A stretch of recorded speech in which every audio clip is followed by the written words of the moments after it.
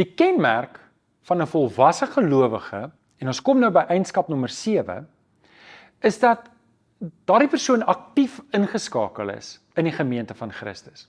Nou, ons het al baie verwys na Hebreërs 10 vers 24 tot 25, en dis hier weer van toepassing.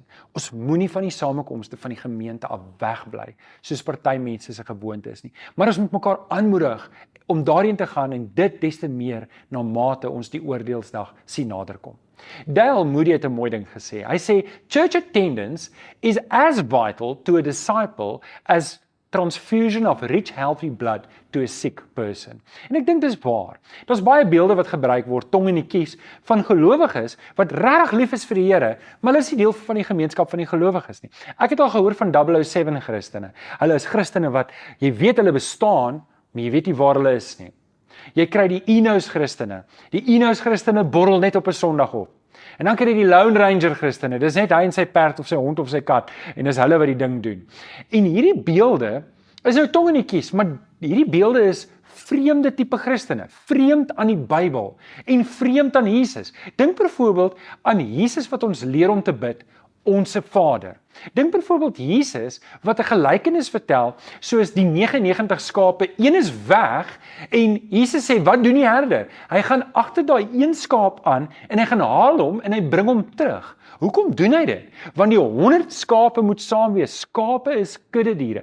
Hoekom skei die Here die einde van die tyd, die bokke en die skape? Want skape hoort by mekaar, maar bokke, het jy al 'n bok gesien? Jy los 'n bok en hy loop die hele tyd en stamp alles uit mekaar uit, en niks kan by mekaar bly nie. En ongelukkig is daar partykeer mense wat dink hulle is gelowiges, maar hulle is bokke. Hulle loop net alles uit mekaar uit en verwilder alles.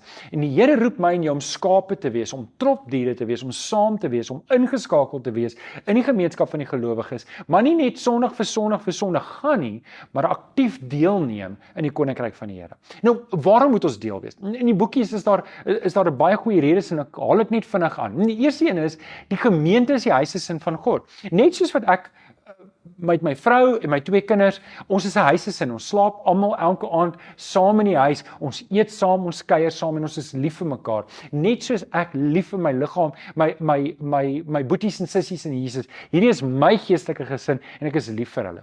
Die tweede beeld wat ons kry van die gemeente is, ons is die liggaam van Jesus. Nou, elkeen van ons is deel daarvan. Ons is hande, ons is voete, ons is ore, ons is oë, ons is neuse, ons is monde, en saam neem ons deel in die koninkryk van die Here. Ons het mekaar nodig. As jy nie hier is nie, kort ek jou. As jy nie opdaag en jou gawes en talente bring nie, is daar iewers 'n vinger of 'n hand of 'n gewrig of 'n tong of 'n oor wat nie funksioneer nie. Ek het jou nodig en jy het my nodig. En dan, laaste gedagte is, Christus is die eienaar van die gemeente. Ek en jy is nie eintlik die eienaar nie. Ek is die predikant hier van Tygerberg Gesinskerk, maar dis nie my kerk nie, dis Jesus se kerk. Hy is die eienaar van die kerk. Dalk is jy ingeskakel by 'n ander kerk. Die predikant of die ouderlinge is nie die eienaar van die kerk nie. Jesus is die eienaar van die kerk. En ons moet dit in gedagte hou. Ek is deel van die liggaam van Christus. Ek is deel van hierdie gesin. Ek is deel van hierdie kerk. En ek is ook onder Jesus se gesag. En daarom moet ek myself onderwerp en deel wees, deelneem en inskakel.